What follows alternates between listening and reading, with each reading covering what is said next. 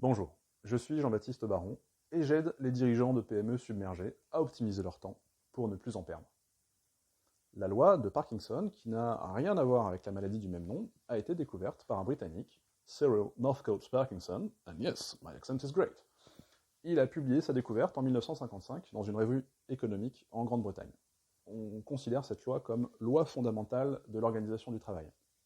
C'est précisément pour cette raison que j'avais envie de commencer cette petite série de vidéos sur les lois de gestion du temps par celle-là. Alors, que nous dit cette loi?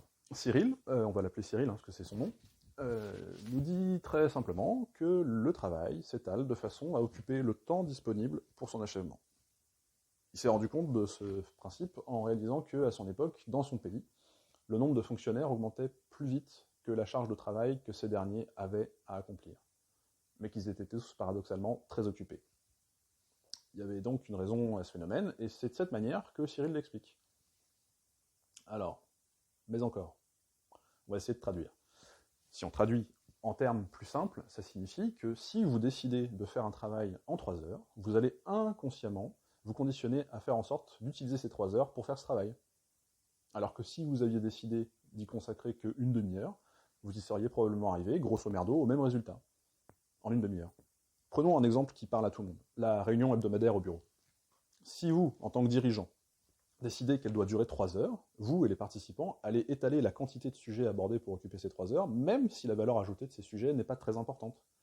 Par contre, si vous cadrez la réunion à une demi-heure, les participants iront directement au fait, élimineront d'emblée tous les sujets peu importants et ne se concentrant que sur ceux à forte valeur. Le corollaire de cette loi, c'est que plus vous aurez l'impression de disposer de temps pour accomplir une tâche, plus vous allez en prendre, et donc procrastiner et ne pas avancer dans vos objectifs. Une petite illustration. Si vous dites à un collaborateur ou une collaboratrice qu'il ou elle dispose de 4 mois pour remplir une mission, il y a de très grandes chances pour qu'il ou elle ne s'en occupe qu'au dernier moment, voire même de manière expéditive et bâclée. Alors que si vous lui dites qu'il ou elle dispose de 2 semaines, il y a une très grande chance pour que le travail soit fait correctement, voire même fini un peu à l'avance. C'est exactement ce que Cyril nous invite à faire, c'est-à-dire de cadrer nos actions avec des délais d'exécution les plus courts possibles pour que nous soyons certains de les réaliser rapidement et avec efficience. Moins ces tâches ont de valeur, moins il est essentiel de les réaliser rapidement. C'est logique après tout. Par contre, attention à ne pas inverser le principe de la loi en imaginant qu'il faille absolument prévoir un maximum de tâches sur le délai le plus court possible. Ce serait la meilleure manière de vous démotiver, de bâcler le travail et de perdre du temps, justement. Il convient seulement de mesurer la valeur que vous voulez obtenir en fonction du temps que vous voulez y consacrer. Il vous faut fixer des délais courts mais réalistes. Pour reprendre l'exemple de la réunion, on n'imagine pas par exemple la réduire à 5 ou 10 minutes, c'est juste intenable. De la même manière, si le nombre de sujets est important, cette semaine en particulier, vous pouvez exceptionnellement y consacrer 1 heure, il faut faire preuve de souplesse et d'agilité. Si une tâche vous semble très complexe, vous auriez tendance à surestimer le temps dont vous avez besoin. N'hésitez pas, dans ce cas, à subdiviser cette grande tâche en plusieurs petites et attribuer à chacune de ces petites tâches la bonne durée pour être encore une fois efficace et efficient.